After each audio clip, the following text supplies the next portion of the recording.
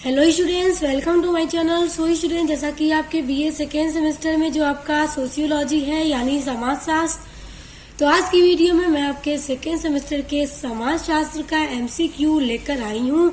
और आज की वीडियो में जितने एमसीक्यू मैं आपको बताने वाली हूँ वो सभी आपके एग्जाम के लिए बहुत महत्वपूर्ण है और आपके एग्जाम में इस तरह के एमसीक्यू पूछे भी जाते हैं। तो चलिए वीडियो को स्टार्ट करते हैं। और स्टार्ट करने से पहले मैं आपको एक और बात बता दूं कि मैंने आपके बीए सेकेंड सेमेस्टर के समाजशास्त्र की सभी यूनिट्स को कंप्लीट करवा दिया है। हर एक यूनिट्स पूरी कंप्लीट है और एक अलग से प्लेलिस्ट बना दी है। प्लेलिस्ट मेरे चैनल पर बनी हुई है, आप लोग विजिट करके देख लीजिए। तो देखिए, पहला क्वेश्चन है आपका, भारत के केरल राज्य में निम्नलिखित में से कौन सा एक अल्पसंख्यक समुदाय नहीं है? तो देखिए, अल्पसंख्यक समुदाय यहाँ पे कह रहा है तो केरल में हिंदी भाषी का समुदाय भी अल्पसंख्यक है यानी कम है, तेलुगु भाषी समुदाय भी कम है, अल्पसंख्यक है, और तमिल भाषी भी केरल में अल्पसंख्यक है। तो मलयालम भाषी समुदाय जो है वो केरल में ज्यादा रहते हैं, वहाँ के लोग मलयालम भाषा ज्यादा बोलते हैं, तो इसलिए आपका ऑप्शन नंबर 1 सही है। देखिए, अब दूसरा देखते हैं। इस तरह से क्वेश्चन आपके प्रश्न में आते हैं, जब सभी भाई मिलकर एक स्त्री से विवाह करते हैं तो उसे कहते हैं। देखिए, एक स्त्री है और जितने भी भाई हैं, चारों पांचों जितने भी हों, सभी उसी एक स्त्री से शादी करते हैं। तो इस तरह की शादी को क्या कहते हैं? इस तरह की शादी को कहते हैं भ्रातृ बहुपति विवाह। तो ऑप्शन नंबर 3 आपका करेक्ट है। अगला प्रश्न आपके सामने है। देखिए, स्त्रियों की स्थिति सुधारने में निम्नलिखित में से किन किन समाज सुधारकों ने योगदान दिया? तो देखिए, औरतों की स्थिति सुधारने के लिए राजा राम मोहन राय ने भी योगदान दिया, ईश्वर चंद्र विद्यासागर ने भी बहुत योगदान दिया और स्वामी विवेकानंद भी बहुत भी योगदान दिए। तो इन तीनों लोगों ने मतलब औरतों की स्थिति को समाज में सुधारने के लिए बहुत से योगदान दिए हैं, कंट्रीब्यूशन दिए हैं। तो ऑप्शन नंबर 4 उपयुक्त सभी आपका करेक्ट आंसर होगा। बहुत इंपॉर्टेंट ये क्वेश्चन है। देखिए, अगला है आपका, दहेज निरोधक अधिनियम 1961 में निम्न में से किस वर्ष संशोधन किया गया? तो किस वर्ष संशोधन किया गया था? 1886 में किया गया था। तो ऑप्शन नंबर 2 आपका करेक्ट है। अगला है, अनुसूचित जातियों की सबसे अधिक संख्या वाला राज्य है। तो अनुसूचित जातियों वाले सबसे अधिक, देखिए, अनुसूचित जातियों की सबसे अधिक संख्या उत्तर प्रदेश राज्य में है। तो ऑप्शन नंबर 2 उत्तर प्रदेश आपका करेक्ट है। आइए अब आप अपने अगले प्रश्न पे, भारत में अनुसूचित जातियों को कहा जाता है। तो देखिए, भारत में अनुसूचित जातियों को क्या कहा जाता है? अति पिछड़ी जातियां कहा जाता है, या आदिम जातियां, या फिर दलित जातियां, या फिर ए और सी दोनों? तो देखिए, ए और सी यानी कि 1 और 3, अति पिछड़ी जातियां और दलित जातियां, ये दोनों कहा जाता है। तो ऑप्शन नंबर आपका 1 और 3 दोनों करेक्ट है। तो पेपर में दिया जाएगा कि एक 1 मतलब ऑप्शन नंबर 1 और 3 दोनों, तो आप इसी तरह से टिक लगा दीजिएगा। तो ऑप्शन नंबर 4 आपका करेक्ट है। अब अगला है, धर्म का अर्थ किसी आध्यात्मिक शक्ति में विश्वास करना है, यह किसने कहा? तो यह टेलर ने कहा है। यह टेलर की परिभाषा है कि धर्म का अर्थ होता है किसी आध्यात्मिक शक्ति में विश्वास करना। तो ये परिभाषा बहुत इंपॉर्टेंट है, आप लोग याद कर लीजिएगा। और इसको टेलर ने कहा था। जितने प्रश्न बता रही हूँ ये सभी आपके एग्जाम के लिए बहुत इंपॉर्टेंट हैं। अगला देखिए, नक्सलवादियों के झंडे का रंग क्या है? देखिए, नक्सलवादी का रंग, जो झंडे का रंग होता है वो लाल कलर का होता है। तो ऑप्शन नंबर 2 लाल आपका राइट आंसर है। अगला है, भारत में जनसंख्या वृद्धि के कारण है। तो देखिए, भारत में जनसंख्या वृद्धि के बहुत सारे कारण हैं, जैसे अंधविश्वास, संयुक्त परिवार की व्यवस्था, मनोरंजन के साधनों का अभाव। तो ये तीनों चीजें ही एक कारण है भारत में जनसंख्या को बढ़ावा देने का।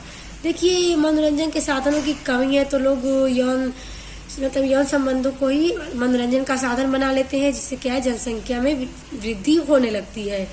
तो उपर्युक्त सभी ये जो आपके ऑप्शन हैं 1, 2 और 3 सभी आपके एक कारण है जनसंख्या बढ़ने का। तो ऑप्शन नंबर 4 आपका करेक्ट आंसर है।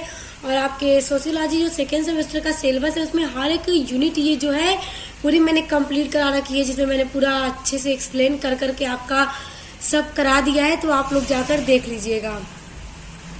देखिए अगला है, एक समय में एक पुरुष के द्वारा एकाधिक स्त्रियों से विवाह करना कहा जाता है। देखिए एक टाइम पर एक आदमी एक से ज्यादा लोगों या औरतों से शादी जब करता है तो इस तरह की शादी को क्या कहा जाता है? समूह विवाह। यानी कि ग्रुप में शादी हो रही है, समूह विवाह। यानी एक आदमी एक ही समय में एक से ज्यादा स्त्रियों से शादी करता है, तो ऐसे विवाह को समूह विवाह कहा जाता है। ऑप्शन नंबर 1 आपका राइट है। आपका अगला है, पश्चिम बंगाल में होने वाला यह आंदोलन कृषकों से संबंधित था। तो कौन सा आंदोलन संबंधित था? देखिए खेड़ा आंदोलन या तेभागा आंदोलन, नक्सलवादी आंदोलन या बारडोली आंदोलन। देखिए पश्चिम बंगाल से जब शुरू हो रहा है और कृषकों से संबंधित, तो कौन सा आंदोलन है? नक्सलवादी आंदोलन, क्योंकि नक्सलवादी आंदोलन सबसे पहले पश्चिम बंगाल में हुआ था और यह कृषकों से यानी कि जो कृषि करते थे किसानों से संबंधित था। तो ये पश्चिम बंगाल के एक नक्सलबाड़ी गांव में हुआ था, तो इसलिए इसका नाम नक्सलवादी आंदोलन है। तो ऑप्शन नंबर 3 आपका राइट है। अगला है, न्यूनतम मजदूरी अधिनियम कब पारित हुआ? तो न्यूनतम मजदूरी अधिनियम सन 1948 में पारित हुआ था। तो ऑप्शन नंबर 3 आपका राइट है। देखिए अगला है, पिछड़ापन निम्नांकित में से किसका लक्षण है? तो देखिए व्यक्ति का है, धर्म का है, व्यवसाय का है या जाति का है? तो पिछड़ापन जाति का लक्षण है। तो ऑप्शन नंबर 4 आपका राइट है। यानी कि देखिए अगला है, अनुसूचित जाति शब्द का प्रयोग सर्वप्रथम कब किया गया? तो अनुसूचित जाति का सबसे पहले यूज इस शब्द का 1935 में किया गया था। तो ऑप्शन नंबर 4 आपका राइट है। सभी प्रश्न को रट लीजिए, आपके एग्जाम में यही प्रश्न दिए जाते हैं। महाराष्ट्र में ज्योतिराव फूले ने निम्न में से किसकी स्थापना की है? तो किसकी स्थापना महाराष्ट्र में ज्योतिराव फूले ने की है? देखिए हरिजन समाज की, पिछड़ा समाज, दीनहीन समाज या सत्य शोधक समाज। तो महाराष्ट्र में ज्योतिराव फूले ने सत्य शोधक समाज की स्थापना की है। बहुत इंपॉर्टेंट क्वेश्चन है ये आपका। ऑप्शन नंबर 4 आपका राइट है। अब देखिए हिंदू धर्म में कितने स्वरूप या प्रकार हैं? यानी कि हिंदू धर्म के कितने स्वरूप या प्रकार हैं? तो 3 स्वरूप हैं या 3 प्रकार हैं। देखिए अगला है, भारतीय संविधान का कौन सा अनुच्छेद बेगार प्रथा को समाप्त करता है? तो भारत के संविधान का कौन सा अनुच्छेद है जो बेगार प्रथा को क्या करता है? समाप्त करता है, खत्म करता है। तो अनुच्छेद 23 जो है वो बेगार प्रथा को समाप्त करता है। तो ऑप्शन नंबर 2 अनुच्छेद 23 आपका राइट है। अगला है, बेहद इंपॉर्टेंट ये क्वेश्चन है आपका, हिस्ट्री ऑफ ह्यूमन मैरिज पुस्तक के लेखक कौन है? देखिए हिस्ट्री ऑफ ह्यूमन मैरिज ये बुक का नाम है। अब इस बुक के राइटर कौन है? तो इस बुक के राइटर है वेस्टरमार्क। ऑप्शन नंबर 2 वेस्टरमार्क आपका राइट आंसर है।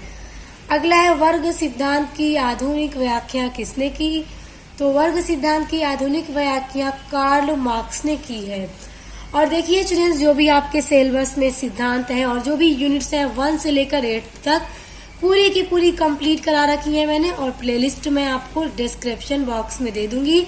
तो इस वीडियो को पढ़ने के बाद आप लोग डिस्क्रिप्शन बॉक्स में दी गई लिंक को एक बार जरूर ओपन कीजिएगा। आपको वहाँ पे बहुत सारी वीडियोस पढ़ने के लिए मिलेंगी अपने सोशियोलॉजी की, जो आपके एग्जाम के लिए बहुत ज्यादा हेल्पफुल होगी।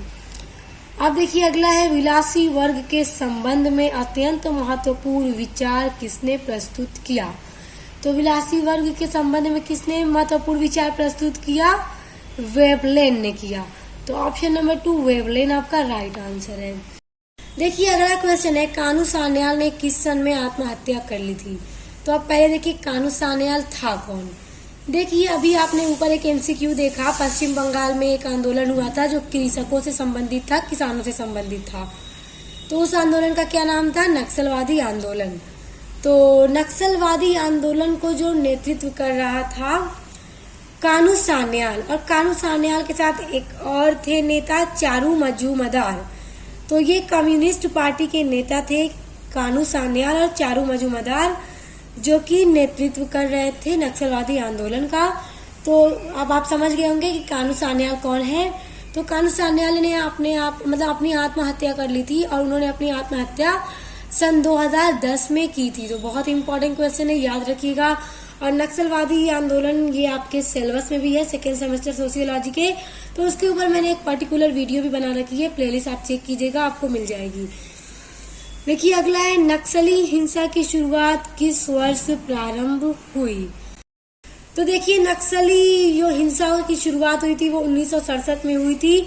और कहाँ पर हुई थी? पश्चिम बंगाल के दार्जिलिंग जिले में एक नक्सलबाड़ी गांव था, उसी नक्सलबाड़ी गांव से नक्सलवादी हिंसा की शुरुआत हुई थी सन 1967 में। अगला है, गांव वह नाम है जो कि प्राचीन कृषकों की स्थापना को साधारणतया दर्शाता है, यह कथन किसका है? देखिए ये परिभाषा है कि गांव वह नाम है जो प्राचीन कृषकों की स्थापना को साधारणतया दर्शाता है, क्योंकि गांव में कौन रहता है? कृषक, कृषि रहते हैं, किसान रहते हैं जो कृषि करते हैं। तो ये कहा था सिम्स ने, तो ऑप्शन नंबर 1 सिम्स आपका राइट आंसर है। अगला है, कास्ट क्लास एंड ऑक्यूपेशन किसकी रचना है? देखिए ये बुक है कास्ट क्लास एंड ऑक्यूपेशन, ये किसकी रचना है? ये रचना है G.S. घुरिये की। Option number 4 G.S. घुरिये आपका राइट आंसर है। देखिए अगला है, संरचनात्मक प्रक्रियात्मक अभिगम की वकालत करने वाले विद्वान हैं। तो कौन से विद्वान है संरचनात्मक प्रक्रियात्मक अभिगम की वकालत करने वाले? देखिए पार्सन्स है, मेरियन है या जे लेवी है। तो ये तीनों ही हैं, तो उपयुक्त सभी आपका राइट आंसर है। ऑप्शन नंबर 4 राइट है। अगला इंपॉर्टेंट क्वेश्चन है आपका, कास्ट इन मॉडर्न इंडिया पुस्तक किसने लिखी? ये बुक बहुत इंपॉर्टेंट है, ये क्वेश्चन आता है एग्जाम में कि इस बुक को किसने लिखा है। तो इस बुक को लिखा है M.N. श्रीनिवास ने। तो याद रख लीजिए M.N. श्रीनिवास की पुस्तक का क्या नाम है? Caste in modern India. देखिए एक प्रश्न ऐसे भी बन सकता है, आपसे दे दिया जाएगा कि निम्नलिखित में से M.N. श्रीनिवास की पुस्तक कौन है? आपको 4 पुस्तकें ऑप्शन में दे दी जाएगी, तो इसलिए बुक का नाम भी याद रखिए, caste in modern India M.N. Srinivas की बुक है। अगला है, भारत का हिंदुस्तान नामकरण किसने किया? तो भारत का जो हिंदुस्तान नामकरण है वो फारसियों ने किया, तो याद रखिए फारसियों ने। देखिए अगला जो क्वेश्चन है आपका वो है कि सन 1991 की जनगणना के अनुसार भारत की नगरीय जनसंख्या का प्रतिशत था। देखिए सन 1991 में जो जनगणना हुई थी भारत के नगरीय जनसंख्या का, तो उन नगरीय जनसंख्या का क्या परसेंटेज था, क्या प्रतिशत था 1991 की जनगणना के अनुसार? तो प्रतिशत था 25.7%, 25.7%। याद रख लीजिए, बेहद इंपॉर्टेंट है एमसीक्यू आपका। अगला है, हमारे देश भारत का नाम किस महान सम्राट के नाम पर पड़ा? देखिए हमारे देश का नाम भारत जो है, हमारा देश भारत, तो भारत नाम किस महान सम्राट के नाम पर पड़ा था? तो भरत सम्राट के नाम पर ही हमारे देश का नाम भारत पड़ा। अगला है, ग्रामीण समाज किस प्रकार का समाज है? तो ग्रामीण समाज सरल समाज है, तो याद रख लीजिए काफी सिंपल सा सरल सा समाज है। जाति की उत्पत्ति का परंपरागत सिद्धांत किसमें मिलता है? तो जाति की उत्पत्ति का परंपरागत जो सिद्धांत है वो ऋग्वेद में मिलता है। ऑप्शन नंबर 2 ऋग्वेद आपका सही है। तो ये आज के वीडियो में कुछ इंपॉर्टेंट एमसीक्यू थे, ऑब्जेक्टिव टाइप क्वेश्चंस थे, आप इनको रट लीजिए, दिमाग में एकदम फिक्स कर लीजिए, ये क्वेश्चंस आपके एग्जाम में पूछे जाते हैं। और मैंने आपके सोशियोलॉजी एमसीक्यू पर और भी वीडियो अपलोड कर रखी है, आप लोग प्लेलिस्ट देखिएगा। स्टूडेंट्स मैं प्लेलिस्ट का लिंक आपको डिस्क्रिप्शन बॉक्स में दे दूंगी, आप लोग जाते जाते डिस्क्रिप्शन बॉक्स के लिंक को ओपन कीजिए। हर एक टॉपिक आपके सिलेबस का, हर एक इम्पॉर्टेंट क्वेश्चन की वीडियोस और एमसीक्यू की वीडियोस आपको पढ़ने के लिए मिलेंगी। तो मिलते हैं नेक्स्ट वीडियो के साथ।